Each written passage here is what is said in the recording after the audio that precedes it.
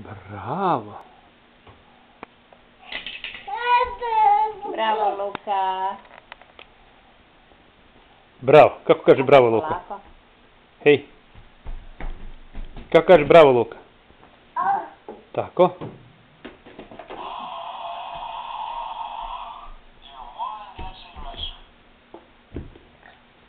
Dobro.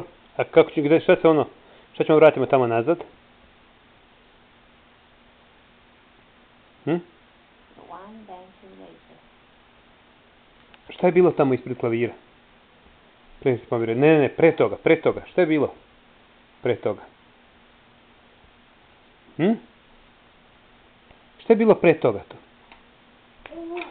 Hej. Nije bilo ovo možda.